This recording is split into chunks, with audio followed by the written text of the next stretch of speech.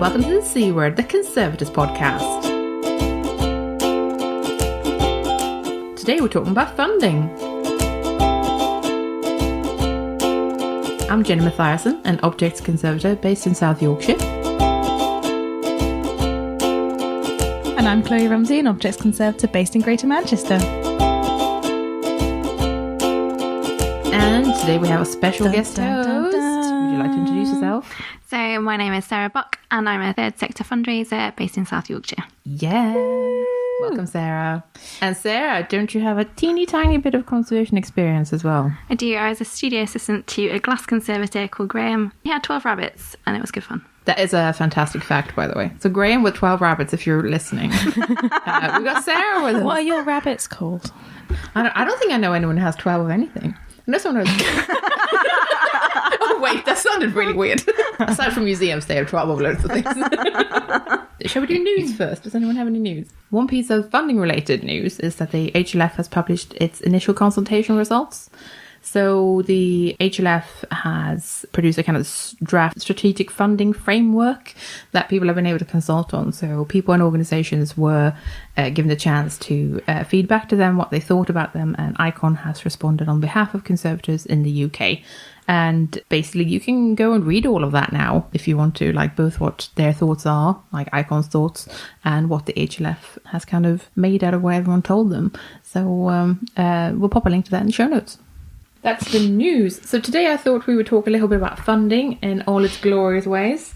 It's a pretty broad topic and it's a bit like museum general.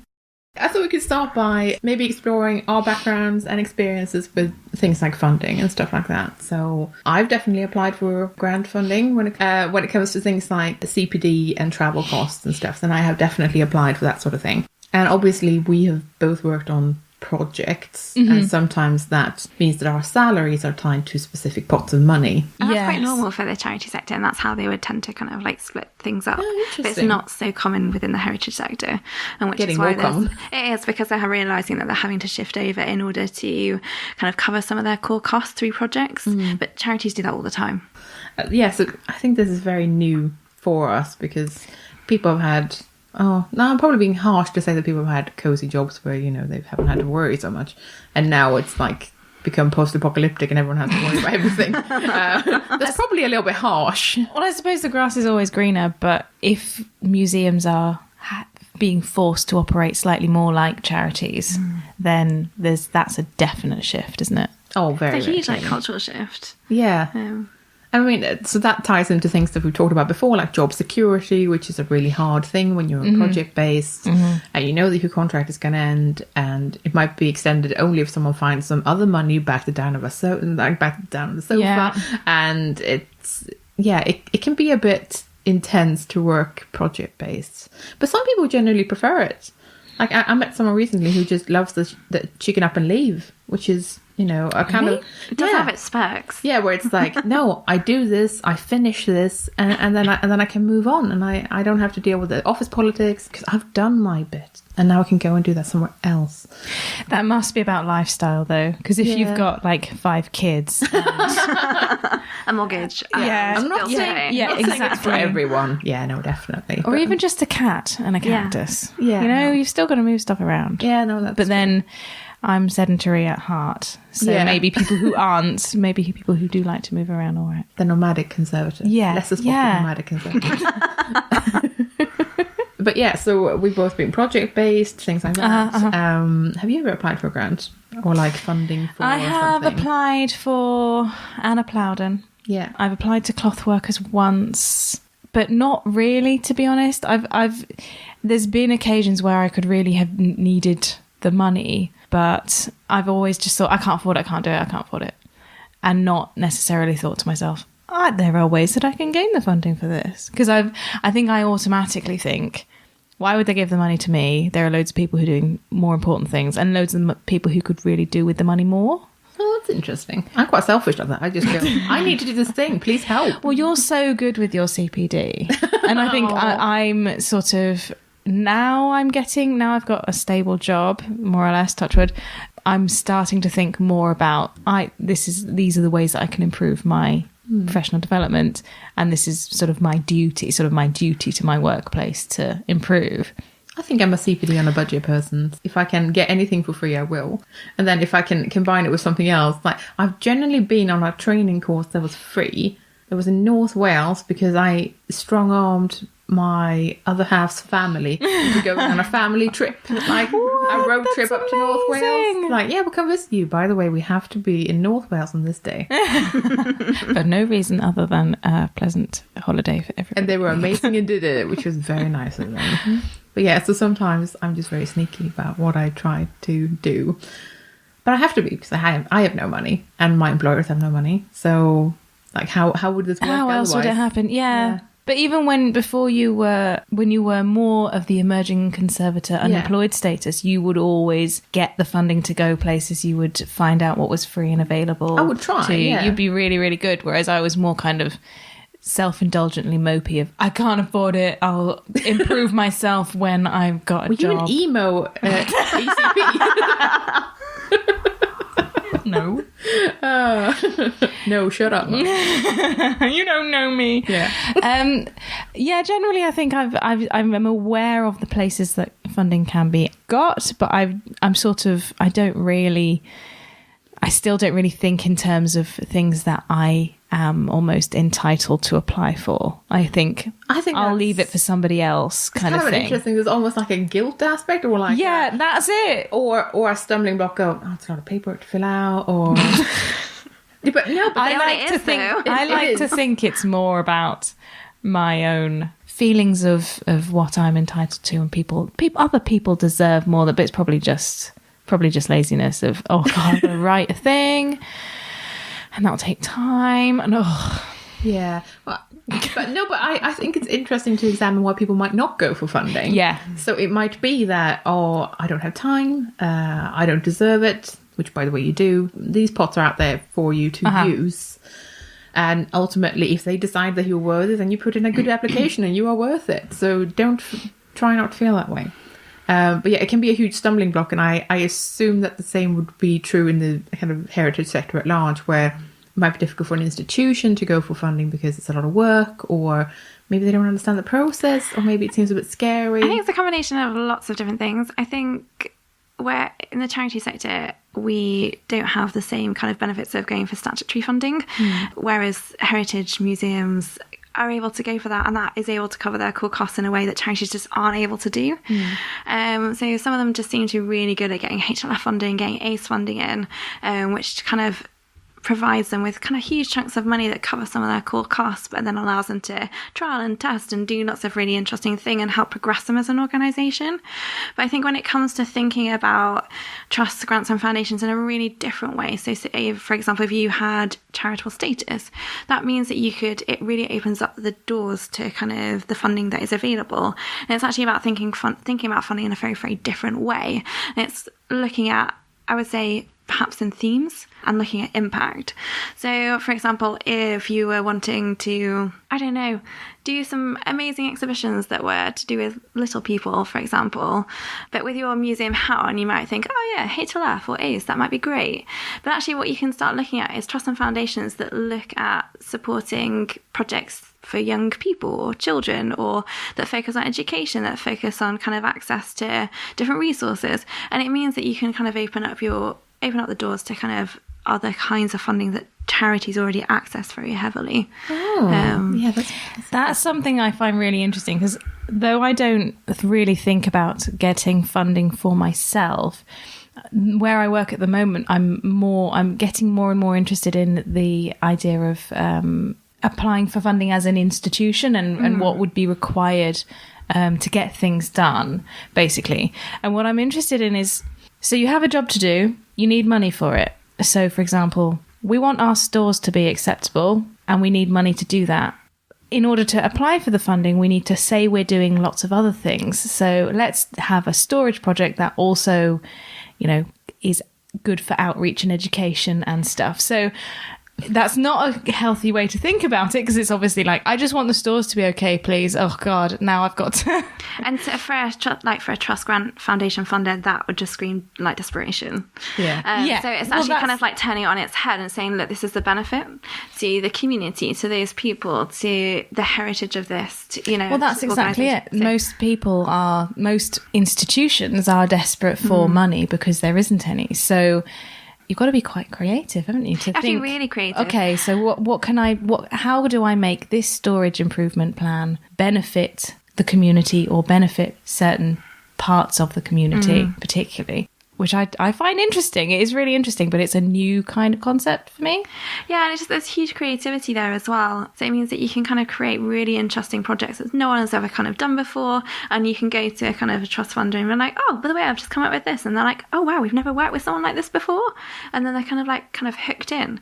But then you can't just repeat that because what trust grant and foundations wanting are just new and fresh and creative ideas all the time. More like less and less people are doing repeat funding. God, the pressure. Because as we're pulling out of Europe and also kind of those Anglo-American relationships, that is kind of has impact on the funding that's available. So what kind of particularly charities are doing, they're kind of like grabbing as much trust grant and foundation money as possible. And actually there's just even more people going for that because there's less available outside the country. So it's not particularly an area of growth. So what you're saying is that there's only a finite amount of money and we're just scrabbling for everyone. Yes, pretty much. And it's going to get even worse and worse. So you've got kind of museums, you've got the heritage sector now kind of shifting the way that they're thinking and ways of doing things, and also tapping into that resource. So it means that there's just kind of less funding available. And so what kind of finding is that kind of trust grants and foundations are becoming more and more closed and more selective, and wanting those new creative fresh ideas in a way that they were kind of a bit more relaxed in the past. I was wondering about that because I was reading through some documents they were a bit out of date now, maybe 5 years old, and it was like a list of, here are some of the things that the HLF have funded in the past. And I want to say that it was broken down by category, like here's some archaeology things, here's some church things, and that sort of thing. And I thought, I don't think we see these sorts of projects funded today because they're not innovative enough, or they're pretty like, oh, we just need to do this to keep going. And whilst that's great, and obviously these people are super happy that they got that funding, that sort of thing is not necessarily helpful to look at today because that's not an example of what would pass today. No, definitely. So they're asking for you to be even more innovative, even more creative, to really demonstrate impact. So charity sector is really great at demonstrating impact. You know, how many lives did it touch and why and how, you know, et cetera, et cetera. Oh, we're rubbish at that. And it's really, really difficult to do that in the heritage sector because it's kind of like, oh, well, how did... You know, if I conserve this item, how did it impact someone's life? It's very difficult. And again, there's a shift in there about impacting. Do you think that's less about it being difficult, maybe more about the fact that we've never bothered thinking about it? I think so, yeah. Yeah. And there's a big shift. So I'm thinking, if charities can do it, and I mean, sometimes what charities do can be really abstract, then surely we just need to somehow find a way of thinking about it and gathering data that maybe we haven't really looked at before. Yeah, and it's kind of like looking kind of, you know, how does it impact community? Well, that's a big question in itself. And I think it takes an organisation to really reflect and just say, well, actually, this is, you know, who we are as an organisation. This is our mission. This is our aim. This is our strategy going forward. And this is, you know, the impact that we want to, you know, to have. Yeah. Either on people's lives, on, you know, landscape or environment or et cetera, et cetera. And to actually kind of demonstrate that kind of impact and do it quite methodically and strategically. Yeah, but even going into a meeting and someone saying, well, how many lives do you change? I mean... I don't think anyone could say it's like, how would you even go about doing that? Jesus, I mean, we can tell you what visitor numbers we get, but...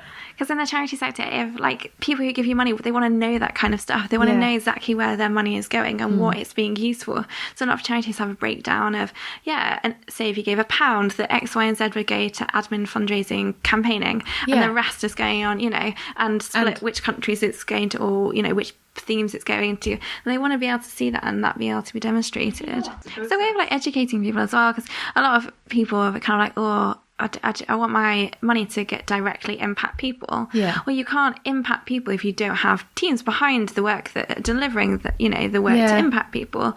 And admin, and actually it's taking a lot of educating, you know. Nothing happens. There's a whole argument, well, actually, we can kind of run this charity for free. And you're just kind of like, well, actually, no, because in order to help those people out there that bit more, you really ought to pay your staff. Yeah. It really bugs me when people And that's do kind of the same in museums, where it's a case of, well, some of this has to go to actually paying our staff, or like... Yeah, and it's about kind of communicating that. Right, so we've already started talking about museum sector funding. I just thought it was interesting that public funding, like funding from the government and local government, has gone down by over 50% in the last few years. Say what? So that's Doesn't surprise me. That's a lot of... I'm genuinely surprised by that. I'm not. Have I been really, really naive? Oh, bless you. Yeah. It's been going on for the last 10 years. Oh, great. But then I guess it depends on what kind of environment that you work in as well. Because depending on what sort of conservator you are, you may or may not actually see these things happen. Because, like, if you work on a local authority level or your clients are local authorities, you're going to see that a lot. If you work in a private institution or someone that's, like, super rich and well established, then you're going to see it a lot less, because it doesn't impact your daily life as much. It doesn't impact your working life. So it will depend on what level you're at, as a, you know, where you work as a museum professional, that sort of thing, whether you see these cuts or not. But they are happening and they are massive. So I graduated in my first degree in 2010, my second one in 2011, and my third one in 2013. Do you collect degrees, Ben? Sorry, that sounds really annoying. But essentially what I'm saying is, in heritage and museums, I've only known this. As far as I'm aware, in my own personal understanding of it, as someone who's only just stopped considering myself as an emerging professional, this is what it's like. It's not like there was this glory day before. I'm sure there was. It was much, much easier. And we hear all of those stories about people who lost, 2009, everyone lost their jobs. We hear this, but I don't think, in my kind of subconscious, I just can't comprehend that it's ever been different. Well, yeah, I suppose there is that, which is like, it's like the millennial thing. Like, hasn't it always been shit? Where's my avocado? Everything's on fire anyway. No, that's true. For us, this has always been the train wreck that is life. But it is interesting, for example, to like go into a workplace where you're like, oh, well, that's a very small team. And they're like, yeah, but it used to be like a curator for every type of collection. Yeah. And it's like, oh, yeah, that's a lot of knowledge lost when you think about it. Like, so we had a natural history curator and a fine art one, and then we had an archaeology one. And it's like, well, what do you have now? Well, someone who does everything. Do they know and they're anything? not even called curator, they're called like project something, and they do all of the other things as well. Yeah. It is a different landscape, and sometimes you can appreciate that when you look at things historically, where it's like, oh, well, how come we don't know anything about our natural history collection? Well, it's because we don't have anyone with any natural history background anymore. That might be a problem. But then, like, 30, 40 years ago, my job wouldn't have existed. And some people don't see it as a profession. Yeah, no, that's true. That's true, that as well. yeah. So I remember I was signing a lease for my flat when I used to live down south. And he was like, oh, so what do you do? And I was like, oh, I'm a charity fundraiser. Oh, so you work so you're a volunteer? No, I'm paid to be a charity fundraiser. And he just didn't know what to say, because he didn't think that it was an actual job. Yeah. I remember applying to, when I was first looking at jobs in the museum sector, it development officer is the one that is also called, it has elements of fundraising to it. Yeah. But it's not quite a fundraising role. So it's not quite, okay. So I think it can be. Those ones, I think I can get my head around the term fundraiser, because that's raise funds. But the development officer is such a kind of a roundabout way of saying this is part of how we get the funding for the museum, that I had to learn what that job was and go, okay, so that's obviously not a job I can go for myself, but they exist. Those I didn't even conceive that would be a would be a necessary job, and of course it is. Yeah. Because I was looking up like job roles in museums recently, because it's inspired me for a piece of artwork, and I noticed that development officer wasn't really on there, even though now it's a fundamental thing in museums. It's a massive thing. But it's so new comparatively that it's just it's not on the radar. No, it's not at all. So it hasn't made it onto these like career websites and stuff like that. It just hasn't made it on. Are we still cagey about how we get money, do you think? Do we still have that sort of British embarrassment of we're doing fine, but you're in minus monies. We're doing fine. No, definitely. Is that a thing? Because we're terrible at asking for money or talking about money, and it is very much part of our culture. Yeah. but actually we're a great fundraising nation. So you look at other countries in Europe who are great campaigners, but they wouldn't fundraise necessarily in the same way, and their charities don't operate in the same way. I think like museums, heritage organisations, they're kind of like, statutory funding, okay, great, HLF, ACE, okay. And actually they're not really looking at what other ways of fundraising that there are out there and what they can kind of tap into. I kind of feel like it might be almost like those are like the sanitized ways where it's like, this is what we know, and they have heritage or art in the name. That means it's okay, and that means that it's really scary going anywhere else because you don't necessarily know what you're doing, even though most people wouldn't know where to start an HLF grant either, because those bids are an enormous amount of work. A huge amount of work, and they're really complicated and have like really bonkers processes. Fortunately they do have people who can help you talk they're talk fantastic through it, which is really, really good. Most I would say grant bodies doesn't have like that kind of outreach where they necessarily not necessarily in the same way, and I think it's about looking at it in a really different way. So what charities perhaps would do if they're wanting to approach a grant trust or a foundation, they would actually look at trying to make friends with someone on the board, decision maker, or even their admin person, and just be like, and starting that conversation and really getting to know the decision makers on a personal level as well as them as an organisation. And do you feel people just feel a bit dirty doing that? You know, like no, I'm just messing with something. No, because at the end of the day, if you can it's all about fundraising. It's all about building relationships, and it's all about kind of those, in a sense, friendships, and they kind of can take an organisation a really long way, you know. And it also means that when you're kind of writing your application, you're like, actually, because I know this person on the board and I know that they're interested in this, but I know there are other people who are interested in this and this, means that I can kind of really tailor it in a way that perhaps somebody can't. Because you've gone out of your way and taken the time, money and resource in order to take that extra step. I think this ties into another thing, and that is, if you do want to do a grant application with someone, or you know, any big or small, you need to actually put the effort in, by which I mean do your research, try to figure out what they actually want, what do they consider to be a successful thing, and talk to them beforehand. I would never, ever consider applying for a grant trust or foundation without having rung them up first. And having a conversation with them and, you know, really finding out about, okay, so this is what we were thinking, but actually, what is it from your perspective? And often they'll get back to you. If they are really keen and interested and they've got that hook, they'll be like, actually, frame it in this way because of X, Y, and Z, or because someone on our board is interested, or, you know, there are kind of ways, and it all starts with that dialogue, and you end up building that relationship. They will look at your application more favourably. And I suppose also, I mean, obviously that's not something that Conservators would do when we're applying for grants and stuff like that. I don't feel like we would ring up and be like, no, that's not something I'd ever consider doing. However, should it be? I don't know. Maybe we should just be more ballsy and do that sort of thing. Like applying for a job.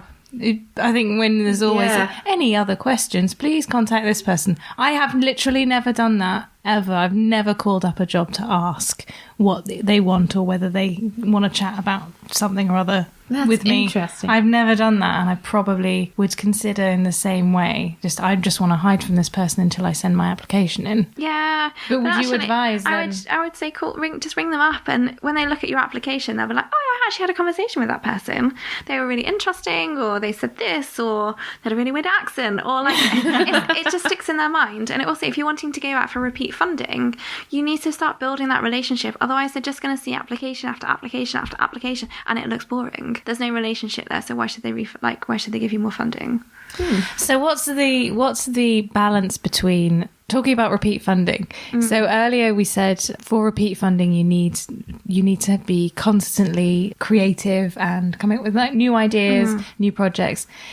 Is it valuable to constantly have loads of different ideas, or do you have to have some kind of consistency? It has to be really consistent with your strategy, your mission, your aim. You can't just be like, yeah, we have all these crazy ideas. And it's kind of like, well, actually, who are we? That was my impression. No. Like, it has to like stick within who you are as an organisation. Otherwise, the trust fund is going to be like, local museum wanted to put on Disneyland. Is that all right? And next week, I don't know, something else. Because they'll just look at you and be like, so how are you sustainable? Right. Like, who are you? Like, what are you actually doing? So no, you need to be kind of fairly consistent and kind of within your strategy and your mission and your aims. You can be like as creative within that as possible. I suppose that's where having a conversation comes into it, because obviously they can also tell you no, you'd be wasting your time if you try to take this idea to us. Yeah, exactly. It's also valuable feedback, because ultimately if people say it's not worth you spending 20 hours on an application when you're just going to say no. Yeah, and actually, I've had that before, and they were like, no, it's just totally not worth it. However, our board is on this other board, and they would be really interested. So maybe like speak to them, and so I rang them up, and they were like, yeah, just tweak it a little bit, and then I had a successful grant. Nice. It wasn't for a lot of money, but it was really helpful. Yeah. But that's the thing, we don't always go for huge things, and I think when people hear like fundraising and things, they think we have to have millions. It has to be an HLF bid for 7.2 million, and actually, oh my gosh, that's like such a small percentage of like people that get that. Yeah, no, there's exactly. Like way more money out there. Don't underestimate the power of small funding pots as well, because are you seriously telling me that £5,000 or even 500 quid wouldn't help you? No, like that would help with whatever you're trying to do. So I think it might be... Ambition is great, but also don't forget that you could get little pots of money. And there's little pots of money will add up, trust me. Yeah, that's pretty good. Take that from a charity fundraiser. So I think I have the perception, that very same perception, as if you're going to do... I'll use the storage example. If you're going to redo your storage, you got to redo your storage. Rather than... And I have that very much stuck in my head, but from the sounds of this, it would also be vastly valuable to the collection to say, I'm going to apply for £2,000 and I'll get some new racking. And that's not redoing the storage, but it's giving more space, and that will have an impact. So would you say that working on it in small scale, so I'll get racking from this person and tissue paper from this person and so that can work. And actually what HLF, I think, are wanting, and also other big kind of funders, they're actually wanting you to demonstrate, actually, what can you do with, say, 25k? What can you do with 50k? What can you do with 75k? What can you then do with $1 million? So actually wanting to, in a sense, build that relationship with you, for you to be able to demonstrate to them that, yeah, you can work with small bits of money and you can develop, and then you can like, oh, okay. And then they might say to you, oh, do you want to apply for this pot of money? And it's much, much bigger. And it's about, again, building that relationship, but it's also demonstrating how effectively you can use that money. Mm-hmm. But often charities, they'll go for, like, I work for a charity and we were fundraising for a building to kind of develop a building. And we got pots of money from all over the place, not just from trust grants and foundations, individuals, corporates, like the whole shebang, and it was just like pieces, and we were successful in what we were doing. So I thought we might talk very briefly about some funding for specifically conservation in the UK. Obviously, we mentioned the HLF and we talked about ACE funding. Church Care has a really good page full of different grants for different bits. And then there's the Heritage Funding Directory, which is... Oh, it's so useful. Yes, very useful, but the search functionality is my gosh, it's terrible. So it's a great resource, but... prepare to spend some time on that website, because the search engine is not great. No, and also it might sting you on where they fund, so be careful with like regards to regions, because some of them we only fund in like projects in Essex.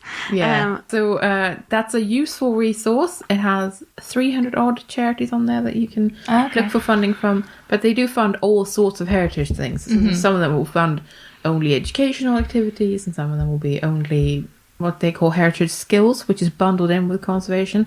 Sometimes they may misunderstand what conservation means. They might actually mean biodiversity. Mm-hmm. I noticed that. Yeah. Yeah. So be really, really careful when you look through them, and read carefully. But it is a great list of places you might be able to go.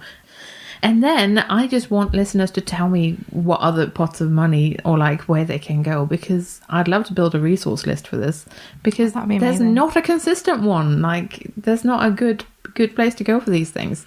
So like tweet us and tell us, because I would love to put something together which is a bit more coherent than some of the ones that we've seen. There are loads of like trust grant and foundation funding directories, but you often have to pay like several £100s to access them. So I've noticed that. There's a series of books that's published every year. Again, expensive. There's an online resource that you can kind of pay into. Again, expensive. So it's the kind of thing that's accessible to kind of big charities or kind of small organisations who will pull together resources in order to access it. I was going to say this might be something to pitch to like a regional network if you have one, that maybe there can be like a joint access point for these sorts of things. Yeah, a lot of smaller charities do that because they just can't afford to buy them or buy into them. I notice there's a lot of subscription bases in these sorts of things. And it's not cheap. Please do let us know if you know of any good funding bodies for conservation-based work. That would be great. Now on to funding for Conservators in particular, in which case we have a list. There are a number of grants and funding bodies out there for Conservators wanting to do things. Obviously, they all have their own restrictions. They're not necessarily open to everyone because, you know, people need to be selective, and it's about what the aim of that organisation is, what the aim of that grant is. So one of the recurring ones is the Icon True Review grant, which is joined with Icon and obviously TrueView, and that's for mid-career Conservators trying to do CPD, that sort of thing, and they give out between £300 and a grand. And then we have loads of Icon group grants, which is really nice. Scotland has 2. They have an accreditation grant, and that's £350, which is quite good towards your accreditation fees, actually. We've also got the June Baker Trust in Scotland. Books and Paper, they have professional development bursaries of about £200. And the Frederick Behrman Research Grant, which awards up to £1,000. And then Ceramics and Glass has the Nigel Williams Prize, which comes in at £1,000, £400 and £250. So exceedingly lucky if someone gets that. We've also got the Churches Conservation Foundation Grant for Emerging Professionals. That's a good one. We've got the Art Fund's Jonathan Ruffer curatorial grants. They're not as curatorial as they sound. They're open to all museum professionals, thus also Conservators. And they're between £200 and £1,500, like £200 and £1,500. We've got the Sibby Garnet Travel Fellowship, which is for apprentices and students when they want to go to conferences and stuff like that. So that's between £300 and £2,000. We got the Anna Plowden Trust, which we've already mentioned. So they do a series of them. So there's Conservation Training Scholarship. We got the Award for Research and Innovation in Conservation. And we've got their CPD grants, which are done in conjunction with the Clothworkers Foundation. And if anyone knows any more that are available in the UK, then do let us know. And also feel free to let us know what's available abroad, because I'd love to know, what's available to you American Conservators or Canadian Conservator. Basically, I'd just love to hear about what kind of pots of money that you've got that will benefit you and that people should know about. I was going to ask if anyone has any pet peeves for when you're looking for applying for funding, because my pet peeve is not making clear what you need to do. And that is way more common than you think. Oh, yeah. Which is why you ring them up and you have that conversation. No, I do get that. And I get that as well. Although sometimes I do wish that maybe people who give out grants could spend a little bit of time thinking about how you're talking to people. Or it might just be, could you have someone outside of your immediate circle of friends read what you're putting on the website? Because sometimes it's just... This literally doesn't make any sense. I have no idea. What is this? What am I doing? So sometimes I've made up forms for things because forms didn't exist. And sometimes it's been really unclear what you do with references if you need any. And sometimes it's just been a case of, I literally don't quite know how to submit this because you forgot to say that bit. And obviously, as someone who's setting this up, you already know all these bits. So it's really hard to think of saying them because they're so self-evident to you as someone who's setting up, like maybe a charity or a grant or something. So pro tip, just have someone read through it. maybe user test it just a little bit. That's probably my pet peeve. But yes, I should just ring people up and be like, yo, what am I supposed to do? But then sometimes if they're small, it's actually really hard to get hold of them because they don't actually...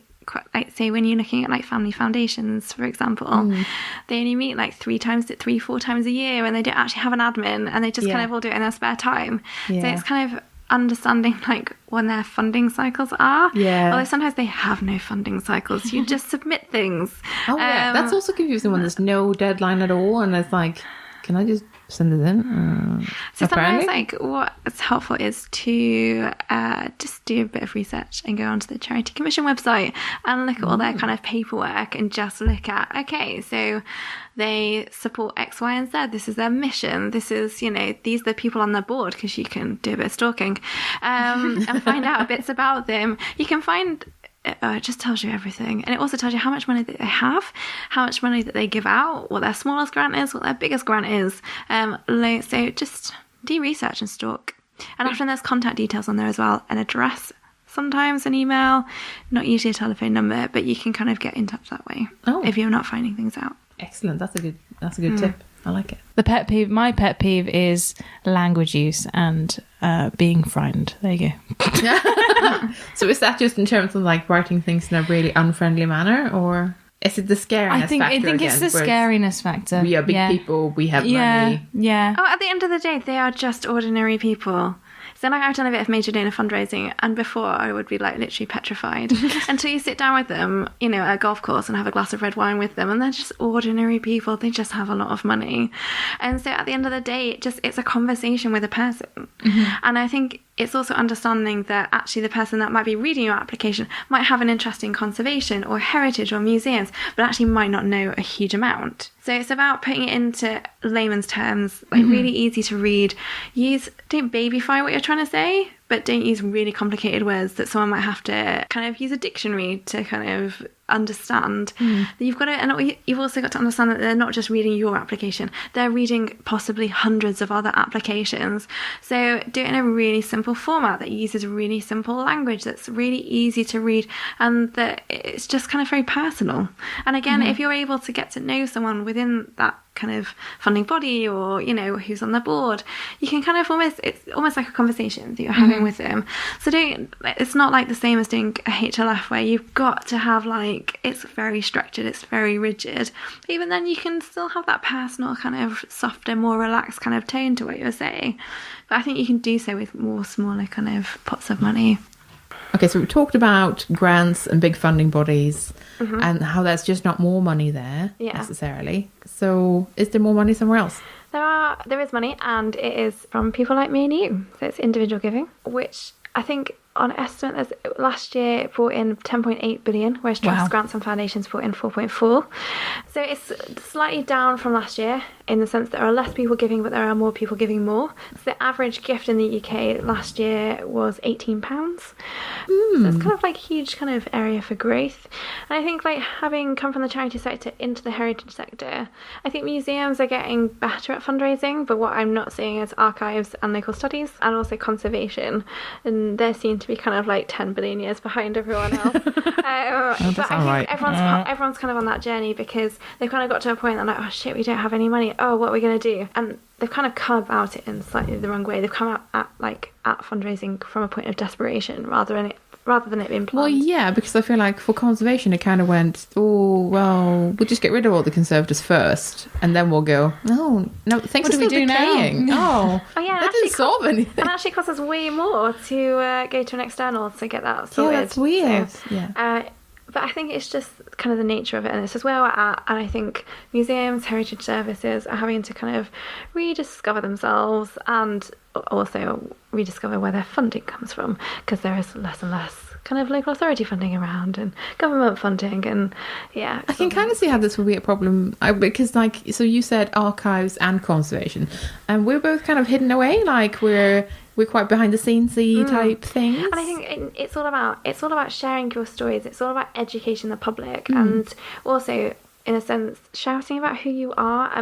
But I think it's partly internal that you're having to advocate as well as external. Yeah. So it's making your case within a museum setting or within a heritage setting, being like, oh, by the way, we're really, really important. And did you know we do X, Y, and Z, and it costs this much? And yeah, we're really valuable because actually without us, you wouldn't be able to put on any exhibitions. Yeah. And you'd be screwed. And so it's actually really highlighting the value and importance of that, so that internal advocacy. But then it's like looking outwards and just being like, actually people out there don't really know anything about what we do, so how can we educate people in really simple ways? So me and you, we did like a really simple shopping list tool, and something about, was it cuttlefish? Oh yeah, cuttlefish, carapaces, and then porcupine quills. That's my favourite to like, tell people that I use. Exactly, but what it's all about, like, okay, so you need those things for what you do. They're really strange, but what do you use them for? Okay, you use them to conserve X, Y, and Z. But then actually a cost behind that, and a cost behind the skill and the person and the extra things, and and it's about telling those stories to the general public, and actually they'll be really, really interested and fascinated. They'll want to know more, and there'll be that appetite for giving money, and I think there's huge potential in kind of individual giving, kind of either through donation boxes, which are okay, or individual gifts, regular gifts, legacy gifts, which would be amazing for conservation. Legacy gifts are often the largest gifts that anyone gives in their lifetime. Well, they're not lifetime because they're dead. They're ever able to give, if that makes sense. Actually, a lot of our like funding pots come out of exactly that. So actually, that should already be really familiar. Funding is really kind of, particularly for kind of training or for conferences. Yes. And like lectures and those kind of things, and making them available and free to develop people's skills and learning. So there's huge potential there. But it's being able to tap into that quite strategically as an organisation. Yeah. And then drawing people in. Yeah, this is something we already talk about a fair bit, that we should communicate who we are, we should shout about how great we are and how important we are, and outreach is hugely important so people see what we do, and just so that we're more visible, because otherwise we're just like ghosts in purple gloves, just not really seen. Advocacy and conservation. Yeah, exactly. I'm a conservator. Oh, bears. No. Oh, dolphins. No, not that either. Yeah, I get to say, I'm a fundraiser, and people walk away because they're immediately scared that I'm going to ask them for money, and I'm like, no, I'm actually a human being and I'm really nice. Oh, yeah. I will ask you for money later. What are people after? What do you need to do? What do you need to say in general? Do? Yeah. What are we doing here? Right, so what are people after? What do funding bodies require? Well, each is really, really different. I think, like you were touching on research earlier, Jenny, and I think that research is really, really key. And I think, you might have a project in mind and be like, I need to fund, and you might find someone who kind of aligns with those values and those aims and those targets, but actually you might just have to position yourself slightly differently in order to frame it in a way that kind of the grant making body is kind of after, if that makes sense. So I think it's all about read the details, and I think it's also understanding what projects that they've recently funded, because that'll give you a real flavour for the kinds of things that they're interested in, the kinds of things that they'll fund. And then it's just doing that research. You might actually want to go and talk to someone that they funded before and say, what did they fund? How did it go? Can you tell me a bit about the project that you or the piece of work, or the training that you went on, etc.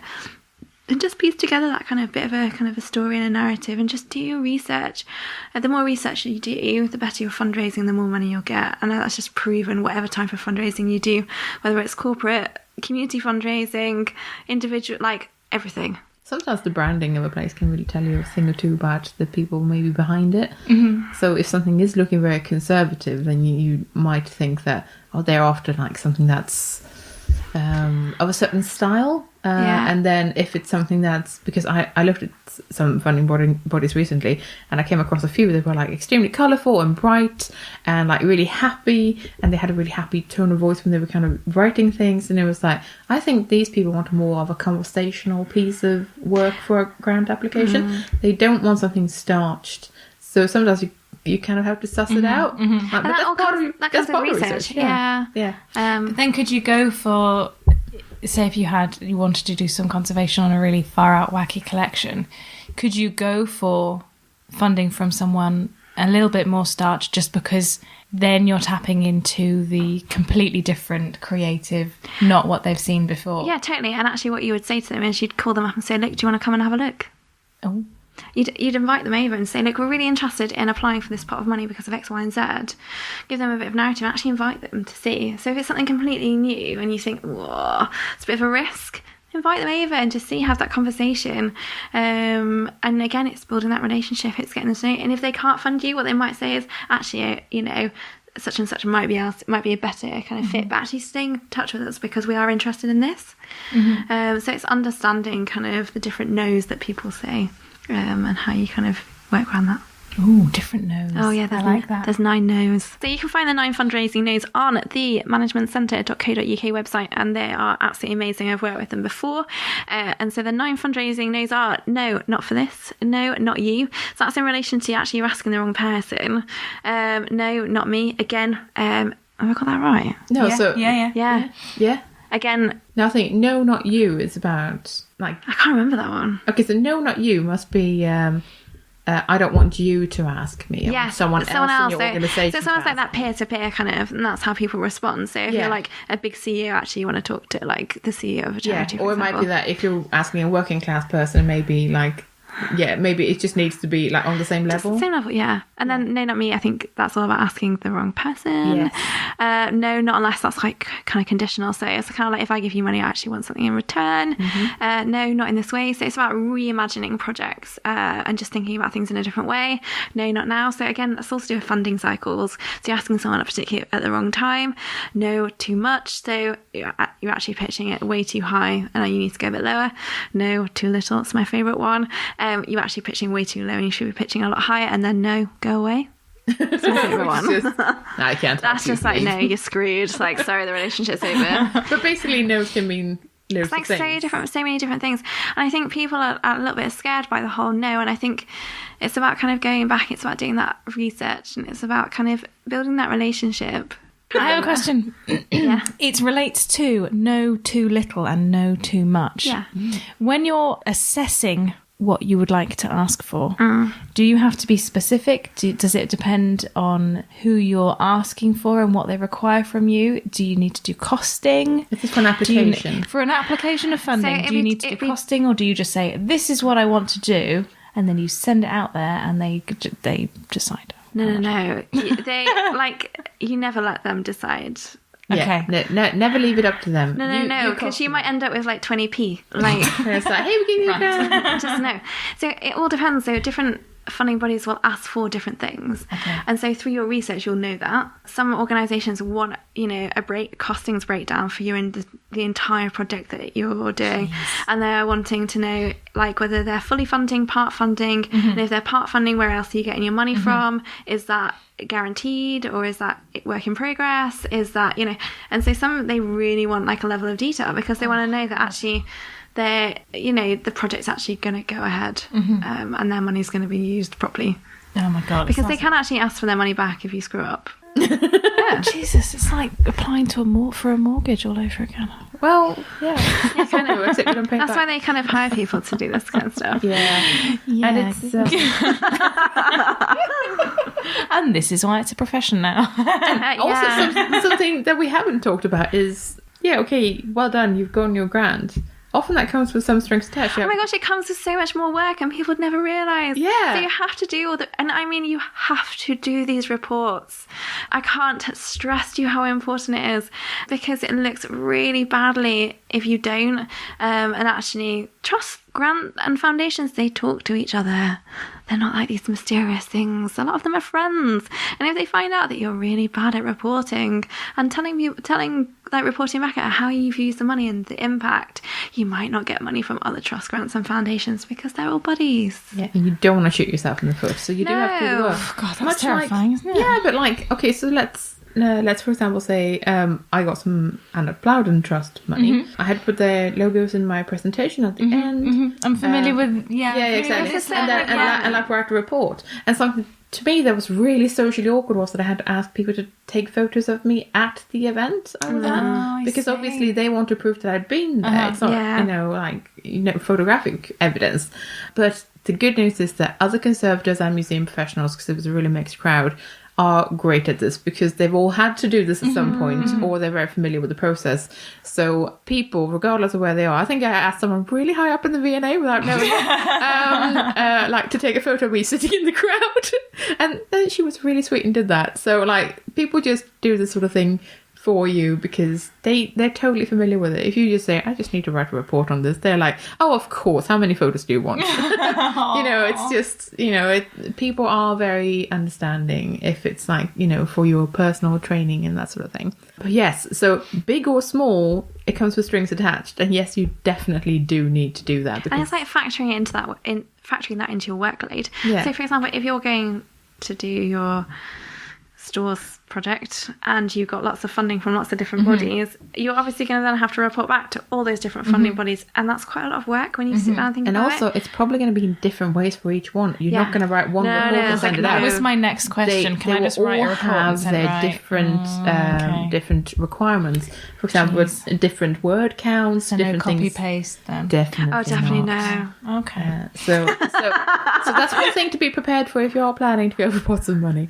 But I mean, for some of these things, it's easier than others because, for example, how it works with Anna Plowden is that you don't get the money until you've submitted the report. That's when you get the money. So you're going to be out of pocket up until that point. So you're just punishing yourself. And you're not going to get the money that you've been awarded if you don't send them the proof. But for obviously big capital projects and museums, that's not the case. And you get the money up front or in installments, and you're going to have to work for it and produce everything at the end. Sometimes there will be a little bit of leeway in how long you can take after a project is finished, but it needs to be done. You cannot put it off indefinitely. Yeah, and if you don't do it, sometimes you can't go back to them and ask for more money. Yeah, exactly. And that's really embarrassing. You get kind of like a red mark next to your name. Yeah, and you don't want that embarrassment. You just don't. Like, as an institution or an individual, you don't want that. So write your reports, people. Yeah, definitely. And sometimes they actually want to come and visit you, and they want to come and visit your project because they're kind of like, oh yeah, we're really interested in this. We want to see what you've done. Yeah, so do the work when you said you're going to do it as well. Yeah, site visits are really popular with some of the bigger funding bodies. I've definitely been, I think though I'm not familiar with the applying side of things, I'm definitely familiar with the having applied and been successful, and now these are the things that you need to do. Yeah. So I've hosted or been part of the hosting of really, really large funding bodies that have come, and it's like, this is Sir such and such, and he's turning up and he's very interested in conservation. He asks loads of questions. It's a bit scary. But generally, obviously, it's an extremely positive experience. It's just, they're in the building sort of level of everyone be good. They're in the vents. I thought we could spend a little bit of time talking about Conservators as fundraisers, because whilst we don't get any fundraising training as part of our degrees or anything, sometimes literally none. Yeah, sometimes we do have to be fundraisers or become fundraisers, which is an interesting journey to go on. And Sarah, you have helped me through some of that journey. Trust me, it's no easy route into fundraising either. Yeah. I think there are some courses now, but I mean, I did art history and not thinking that, I hadn't the faintest idea what I was going to do. Then I ended up working abroad and I was like, oh, this is really awesome. Charities do really amazing things and they fund really cool projects. And that's how it all started. So, yeah, there's no easy route in. And I think I started with an internship. Yeah. And then I busted my butt doing some really boring jobs. And then I am where I am now. Well, I think I've seen like a webinar, and if I find what it is, then I'll put a link in the show notes to like what makes a good grant application in really broad terms. Like, I can share lots of links too. Oh, brilliant. Excellent. That's about the extent of it, right? Like there's not a lot out there that's accessible and like it'll teach you anything. But through basically a kind of resilience project at work, I've had a little bit of insight into what fundraising is, what different types of fundraising can be. It doesn't mean, like I initially feared, standing outside with a bucket going, please fund a museum. That's not what it means. That's not at all what it is, actually. It can play part of it. I mean, I like shaking a bucket. But you're not technically allowed to shake the bucket. Wow. What's wrong with shaking the bucket? Is it threatening? Yeah. Really? So you're not allowed to shake the shaking bucket. Yeah, you have if it's empty? Well, you can if it's empty, but you have to literally just stand there. Yeah. Oh. It's part of the rules and regs. Yeah. The old fundraising. Oh yeah, there's like a whole website with like funding regulations on it that you're supposed to abide by. It's mildly petrifying and boring, but helpful. To me, it was an eye-opener that there are more ways of fundraising.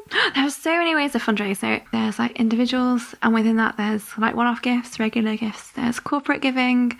There's lots of strands within that as well. Legacy? There's legacy. That kind of sits under individuals and in memory.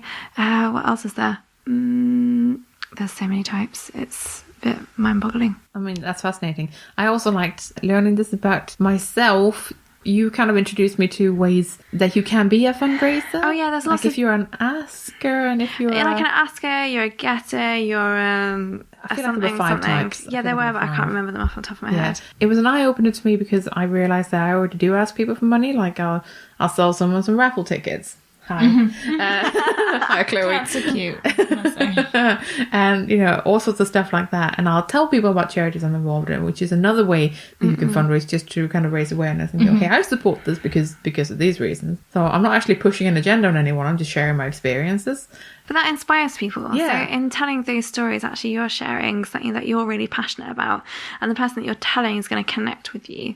And so that share is really, really valued. And so it's understanding the different types of fundraiser that there are around you, and being able to kind of piece that together fairly strategically in order to kind of get the best out of what you're. But I guess that's really relatable to me, because I can already be passionate about heritage and museums. And that really helps, trust me. So, like, that's something that should be so easy to translate. It's not all that easy. But but maybe as museum people and heritage people, we need to just get better at talking about why we're so enthused about it. I mean, why do we work low-paid jobs for something we love? Why do we love it? I mean, just share that with and just people. like shout out about it, you know, at every single level, because that's how people will connect. So whether it's an individual putting a pound or a penny in a donation box, or, you know, a corporate who's just hired your building because of X, Y, and Z, if you share that passion, that knowledge, and you start sharing those stories, that kind of hook them in, and they just want to they'll be thirsty for more, and kind of hopefully give you more money. I would argue that Conservators are uniquely good at that, because we're already so enthused about the things that we find. I mean, who else can you find who can talk about leather for like 3 hours? I mean, so it's just like the amount of enthusiasm that's kind of in the conservation profession. We just need to learn to communicate that with people, and then hopefully people can throw some money at us. And just like really shout about it, and shout about all the weird and wonderful things, because trust me, the weird and wonderful things stick in people's minds. Yeah, they do. They really do. Like, the weird facts are the things that we all remember, of course. So, yeah, pro tip, like, share your weird experiences and your joy for what you do. And that genuinely helps. And it helps people realize that museums aren't doing amazingly well. And that's not something shameful. It's just something we have to own up. Like, we need money. Yeah, and they're actually run by human beings. And people don't realise. Yeah, no, and I didn't actually realise quite how many jobs kind of took place within a museum, having worked in the charity sector. And I was a little bit surprised by all the different roles. Yeah, they're run by humans. Yeah.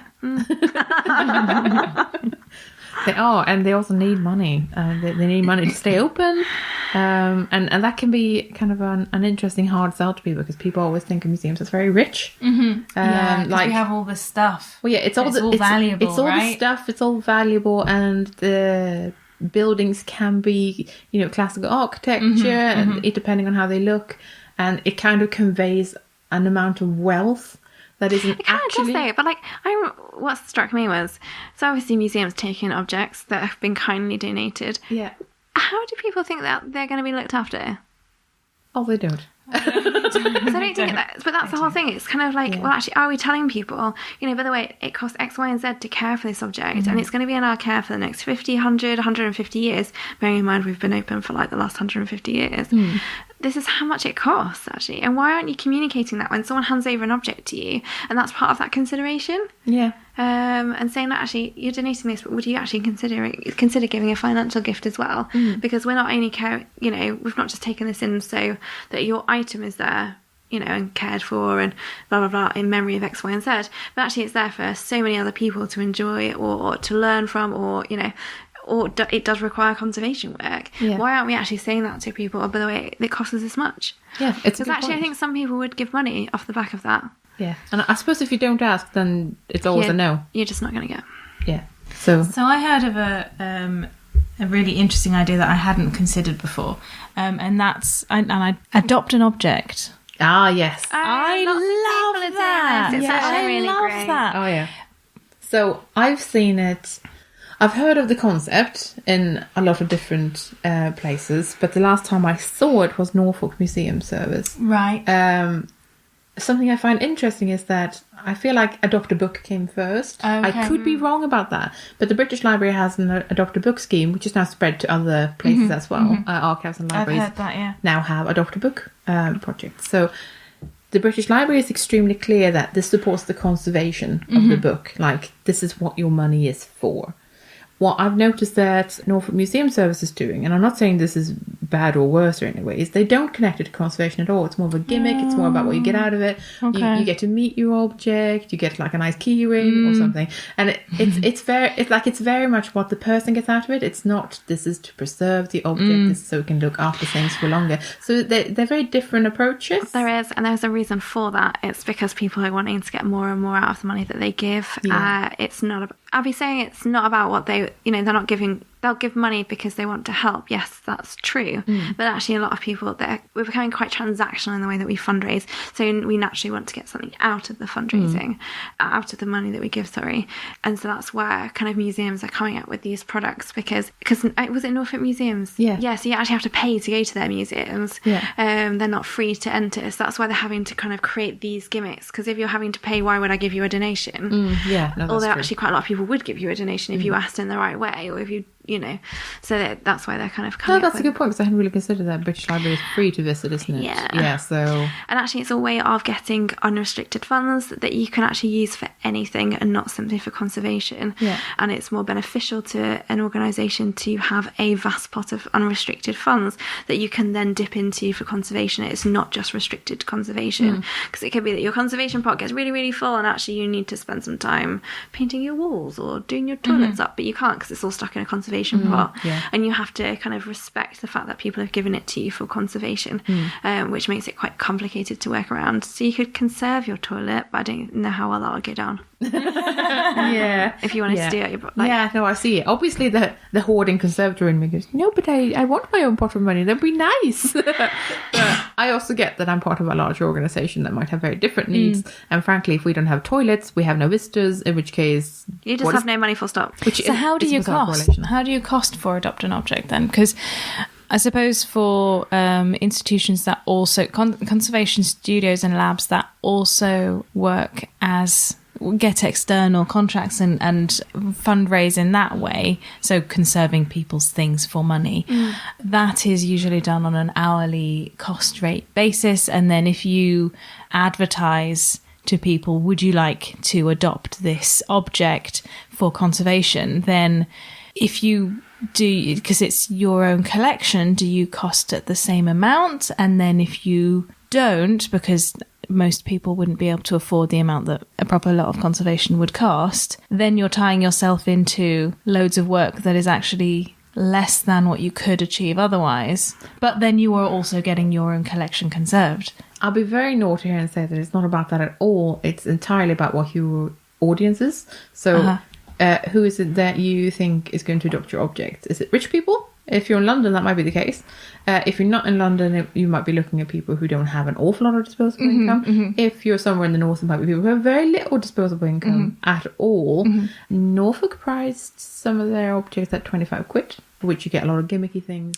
And like special access to your object, and then you can sit down with it and be alone with your object. It also could be that actually they're not doing it for conservation at all. That's just a story that they're telling, and actually they're using it as a hook to get you onto their database to then go back to them and say, actually, do you want to give us another gift? Actually, do you want to become a regular giver? Actually, do you want to leave us a legacy? It's all part of that kind of, and that'll be part of their wider fundraising strategy as an organisation. So it might be that it's unconnected, but I think what you do is you would never think of this is how much it costs to conserve it, because that's a different kind of thing. That's not really adopt an object. That's more of a, I was about to say just giving or GoFundMe, but I'm sure there's other platforms that are better for this. Like this, that's more of a pitch where it's like a crowdfunding. Holy crap! Yeah, exactly. We need $5,000 to look after our fire engine. Quickly, let's get $5,000 because obviously you want the fire engine, right? There was a hoard that was discovered in the southwest, Somerset, okay, somewhere around there. I'm pretty sure we got the wrong county. And so basically they had and they just kind of discovered this hoard. It was part of a massive redevelopment of their kind of museum. I think it was kind of independent trust kind of set up. I don't really know. I have a leaflet about it on my desk somewhere. And they wanted to kind of almost advertise what they were doing, what they'd found, but actually needed support. And so a way that they did that was adopted on object, because it raised the profile of what they'd discovered and also how they were going to transform the museum and how to get people involved. But some of them were like, between £25 and like 250 quid. But that was a conservation kind of angle, and also display and exhibitions. So it all forms part of kind of quite a big fundraising campaign, which is one element of that. I mean, I suppose for something like that, you might look at more of a, well, what do we think the overall cost would be to actually conserve that? Right. Maybe with in-house staff as opposed to external staff, just to keep costs down. And then let's say what kind of material would we need to display it. Then you might do a total cost, and then as it turns out there are 3,000 objects in there, so actually you could split that out to like a really reasonable sum per object. Then, you know, it might be that, well, actually you just need X amount of people give you 5 quid, and you've met the cost, and you can exhibit it, and you can conserve it.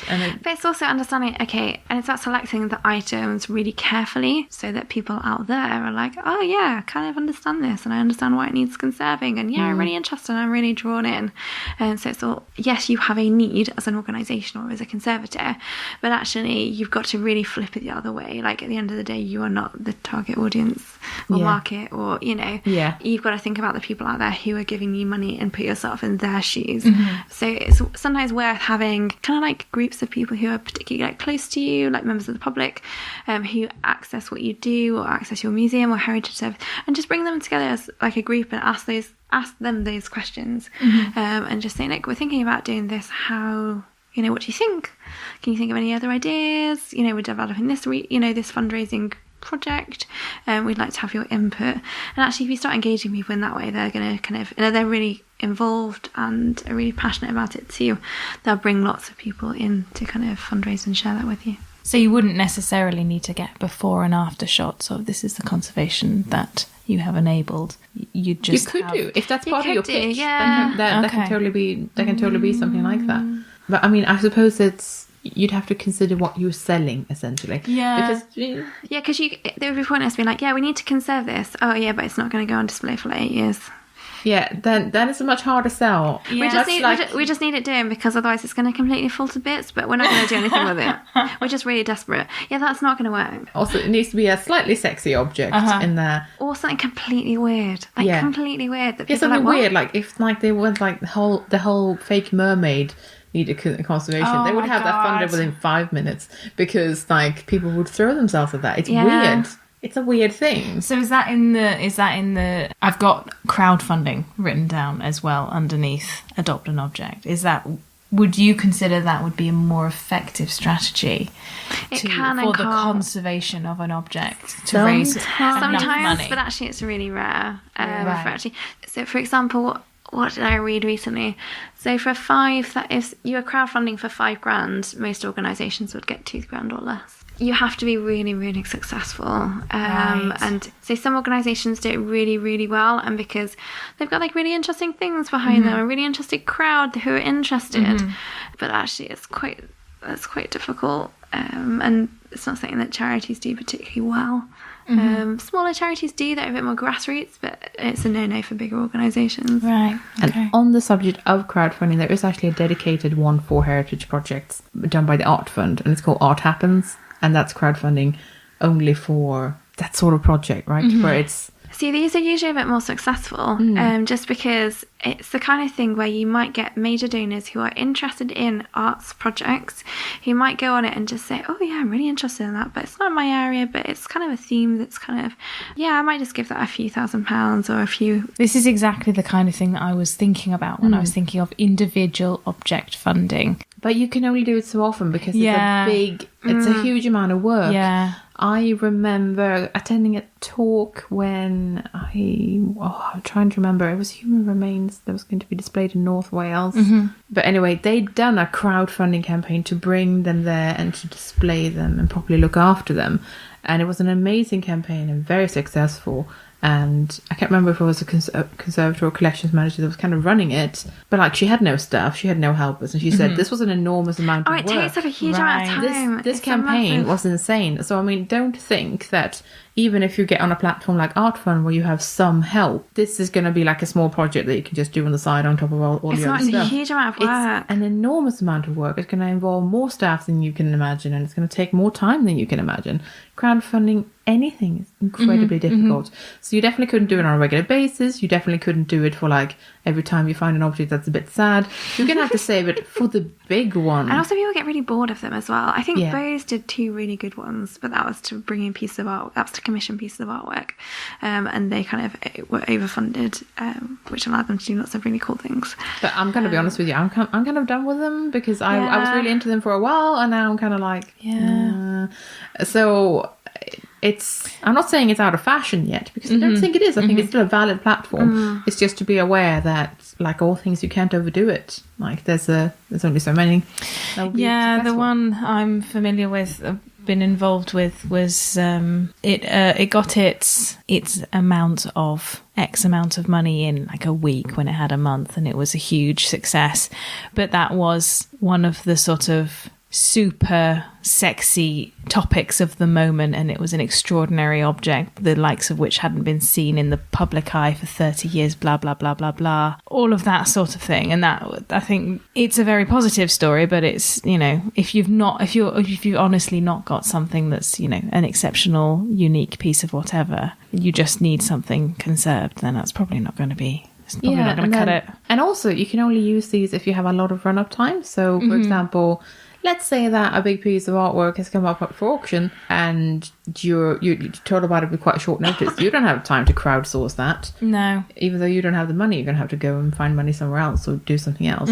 So it only works if you have loads of run-up. It's not something that can be done on short notice. The prep time, the time for the campaign to actually run, and then for you to actually gather the funds up and do something with them, and then tell everyone about how amazing you are. It takes a long time. It's a huge amount of work. Yeah, it is. And it truly takes a length of time that's worth noting. So it's not that it's a bad thing. It's wonderful. And it can really work. Just saying, it's not something that you would roll out for every social history object you want, that you find. But it can be super successful, obviously. Yeah. I'm thinking of things like the Sunbathers, big conservation work, is a piece of work as well. But that was crowdfunded. That could go on display again. And all that. So... I mean, there are clearly success stories out there which have a great conservation element to it as well, not just let's buy some art that doesn't need anything. Manchester Suffragette banner. Exactly. I was rather hoping you would say that. So there are great success stories, and they are fantastic. I'm saying crowdfunding probably isn't the solution to everything that we need to achieve, but it's one thing to consider. So if anyone out there has any other cool examples of fundraising, for conservation, success stories, or failures would be interesting to hear about as well. Not to be negative about it, but every step's a learning curve, isn't it? Yeah, exactly. So, but also, like, I think fundraising is all about taking risks, and I think it's kind of interesting to share what risks that you've taken as well, because I think there's a huge fear of sharing that. Charities do all the time, and the fact that they invest quite a lot of money in their fundraising, and they might do what they think is an absolutely amazing campaign, but it completely flops. But what risk did they have to take that, and also their failure? And I think it's really helpful to share those kind of stories, because then it really breaks down the barriers of kind of like, oh, well, actually this is part of fundraising, and this is, you know, what we're about. And I think it just brings people together in a way that it hasn't before. Yeah, no, I absolutely agree. I think maybe there's room for more of a forum there for museums to kind of share successes and failures, and just kind of like hash out that, oh, it turns out this didn't work because of this. And when you think about it, that's perhaps obvious, but it means that someone else doesn't have to like do it the same way. Yeah, so a lot of kind of fundraisers. So there's the Institute of Fundraising. They bring together fundraisers from across the country, but often, like when I worked in Bath, we just had a group of fundraisers that met for lunch once a month, and we each took it in turns to share our successes, failures, risks in a really informal setting, because we recognise, we're in competition with each other, but we actually have to work together in order to fundraise. So that was really, really helpful. So it might be helpful. Just a lot of the museum sector, to be fair, where it's like, hey, we're all trying it together. But actually, opened the door to a lot of partnerships, like really creative partnerships between kind of like creative organisations and like kind of health organisations, and actually working together in order to pull together a really interesting kind of like project that they could apply for funding for. And so it opened the door to a lot of conversation and partnerships, but really unusual partnerships. I like it. That's a good pro tip to end on, I think. Yeah. Share your successes and your failures, people. It's good stuff.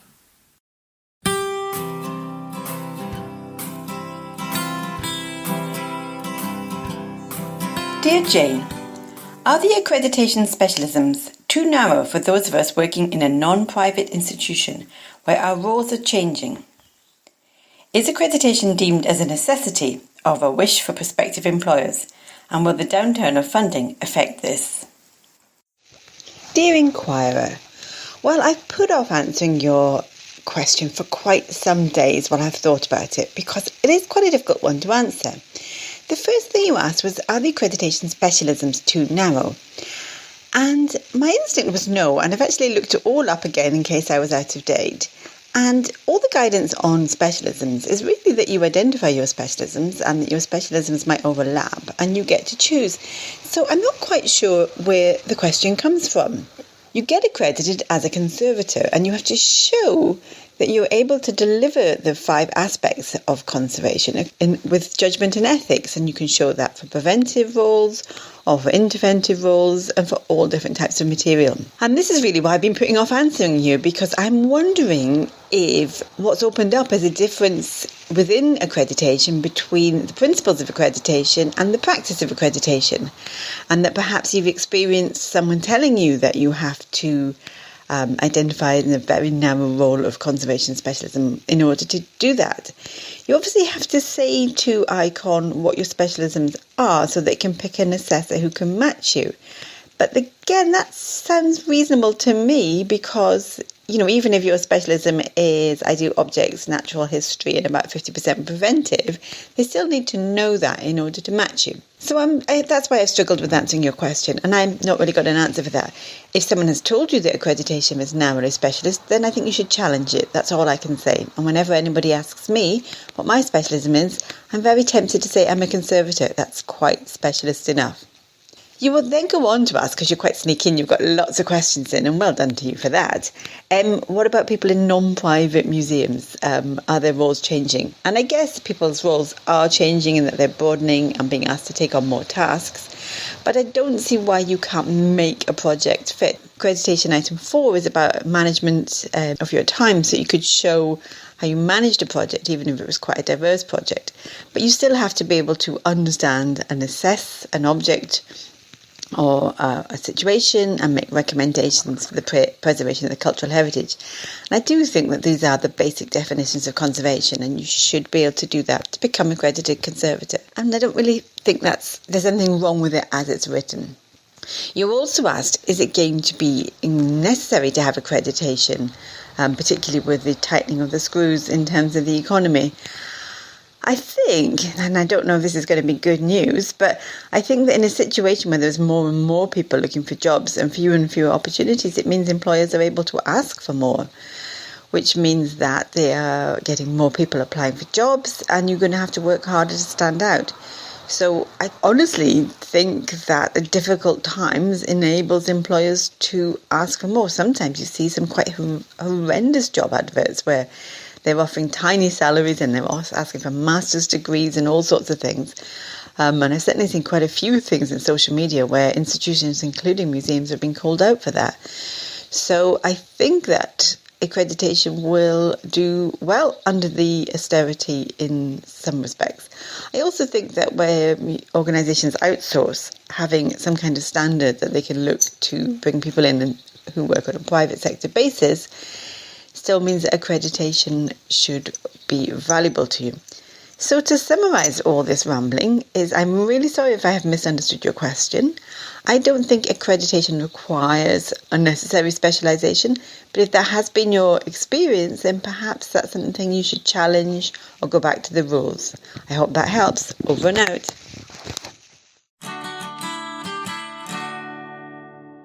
So, trying to think of how to put this. I think we can frame this as a follow-up to our political collections episode. Okay. Making a stand. And this is in relation to an event I was at the time of recording 2 days ago. So it's still fresh in my mind. It was an exhibition opening of a feminist exhibition. And I'm being vague just because the exact context, I guess, isn't really important to my tiny little round. In the exhibition, there was a piece of modern art, which was brilliant. I can't remember exactly what it was called. And this excellent piece of art was essentially a toilet roll that had been printed with all of the everyday sexist comments that the artist and the artist's friends and relatives, female relatives, had been subjected to over a period of time. And the exhibition opening was very, very busy, and it was displayed in such a way as to basically just be toilet roll on a toilet roll holder hanging down. And obviously the Conservators listening will know that just invites people to pull at it. That just invites people to unravel the whole thing. Oh, what's this? Let's read along the whole length. And if that's the purpose of the artwork, that's fine. And in this instance, the artist was moving it and kind of piling it on the floor a little bit and having a look at it like that, taking photos, posing next to it. Everyone was really interested and tactile with it, which, you know, if the artist is physically present and they can tell you that it's okay, you know it's okay.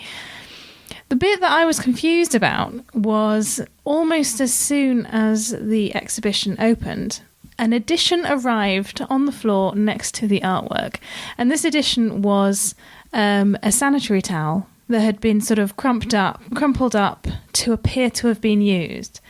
Now, I don't know when it arrived, and I don't know why, and I don't know whether it was basically, is this an addition to the artwork? Is it a protest? Was it an accident? And that put me in a vast dilemma of, do I tidy it away, or would I be damaging the artwork? Is this... The museum has not been informed of this edition being added, so we can't make allowances for it. If it's a protest, then in a protesting museum, then that's exactly, you know, great. But are more going to arrive? Are they going to get stuck to objects that are on open display? What's going on? And I talked to the it was just a bit of a strange situation. I talked to the collections officer, and he was like, am I allowed to take, should I remove it? As a man, should I remove it? And I was like, well, probably not. But if we don't know, then, you know, if people inquire about it, and you don't know what it is, who put it there, why it's there, when it arrived, then you can't answer. Yeah. You can't say, it's not litter, this is part of these reasons, and it is put there by this group, and here's a leaflet. You know, you can't respond as an authority institution, or, you know, a houser of the artwork. You can't respond to people's questions about the artwork as an educating figure if you don't know about it. That's hard. Modern art keeps confronting me with so many questions that I don't think I ever considered that I would be confronted with as a conservator.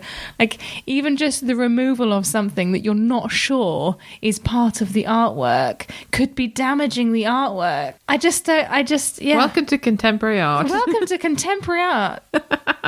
So, I've obviously, if this is, you know, a feminist exhibition, what a brilliant addition! What a brilliant way! What a brilliant thing to be able to invite your viewers to add their own protest. That's fantastic. But if we don't know, then we can't either invite or protect it. Oh, yeah. And we also can't answer people if they were to go, oh my God, it's so disgusting, there's new sanitary towels. Because my gut instinct when you told the story was, I'd ask the artist and be like, well, what would you like to do? Because it's ultimately their artwork. Yeah. But yeah, it's a protest museum, and then there's a protest in the museum. Yeah, because that's really valuable. And the whole, you know, the taxed sanitary products is a huge deal.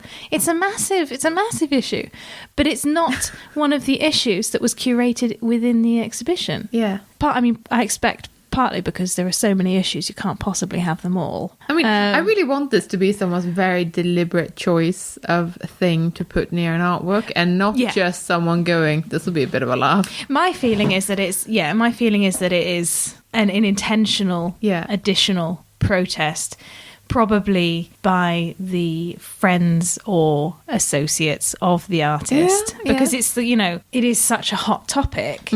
But, I mean, for all I know, it could be an answer. It could be a scathing answer to the artwork by an enemy. Does that mean that we're not protecting the rights of the artist by keeping that artwork safe?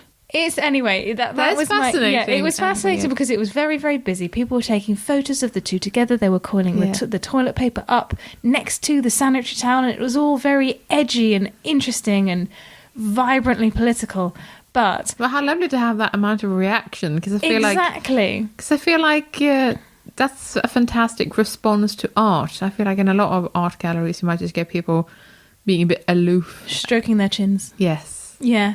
And it's brilliant, and that's obviously very valuable, but we need to be, as museums, it can't be as freeform and experimental and as open platform as all that, because we have to be able to follow some protocol, because we are answerable. Because it's all about object history. Isn't that part of the object? Because it's added something to it. Exactly. Was it added? It's not original, but was it added by the artist? Oh man, that's kind of fantastic. Modern art constantly requires a greater understanding of conservation ethics than I think I can hold in my brain at any one time.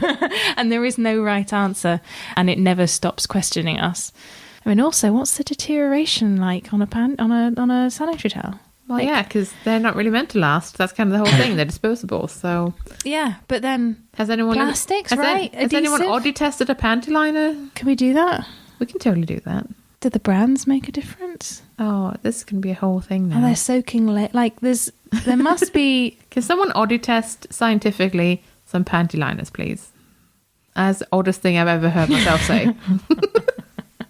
I think, this is possibly a precursor to if you buy me some panty liners, I will Audi test them for you. Done. Sweet.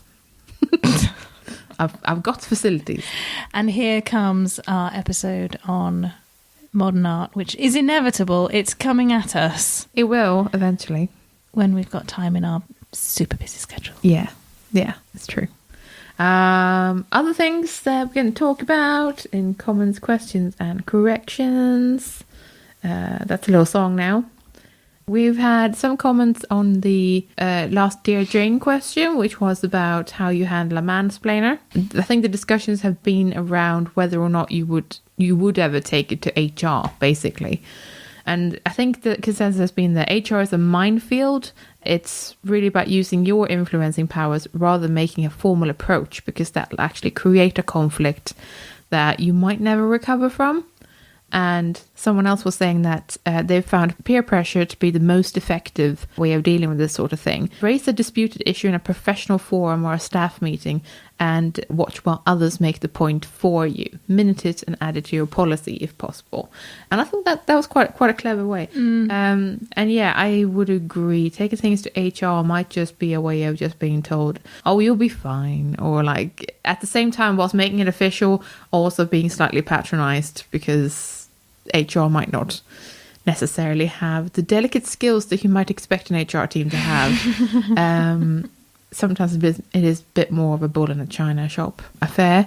So maybe leave HR out of it for as long as possible and just try to use your influencing powers. Get some practice in with influencing. Next, we've got a lovely message from the Danish professional body. As you know, we did an episode on professional bodies earlier this season. And this email ended up being kind of falling out of our inboxes somehow. It wasn't. No. I think they were having some server issues, like with their email servers. So we actually never received it, but they did write it up. So they've said it again. Thank you to Pia and Camilla for sending this to us. And I just thought we'll have a really, really quick chat about what the Danish branch of the Nordic Conservators Association are doing. So what benefits do you provide your members? It was, again, newsletter twice a year, network meetings, a digital newsletter, a Facebook group, conferences, seminars, and a peer-reviewed newsletter along with the other Nordic sections. As a full member, you pay €53 a year, An associate member is €47 a year, and institutional membership is €74. There is also a slightly reduced fee for students on a master level. As organisational skills go, networking amongst conservators, close collaboration with universities, making the profession visible in society, and affecting politicians were the main things. So here's another professional body that really prioritises lobbying, which I thought was really interesting. So here's another one where conservators are trying to actually be a part of policy making on a political level, which I thought was really heartening to hear. Yeah, really good. We asked, how do you see yourselves in the discipline? And they said, we see ourselves as a society that stands up for the profession and work to become an active and visible part of the cultural heritage society at large, which I thought was really nice. Like the bit about being visible and being seen as a profession. Advocacy. Yeah, exactly. Brill. Really, really nice. Relevant to what we've just been speaking about as actually. well.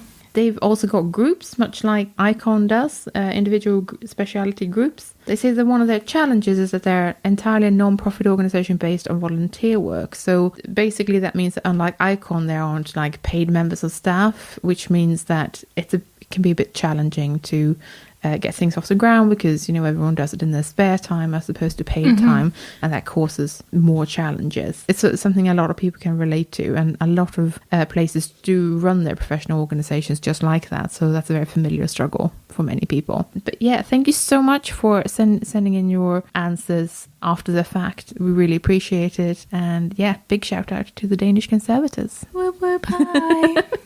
As always, we welcome your questions, comments and corrections, so please do get in touch if you have anything to say. Thanks for listening. With the C Word, and you've been listening to Sarah Buck, Chloe Rumsey and me, Jenny Mathiasen. Join us next time for an episode about exhibition openings and a road trip special. In the meantime, check out our website at thecword.show, tweet us at thecwordpodcast, or simply email us on thecwordpodcast@gmail.com. The intro and outro music is Spring by Didi Music, used under a Creative Commons Attribution License. Additional music and sound effects by Callum Robertson. This has been a Wooden Dice production.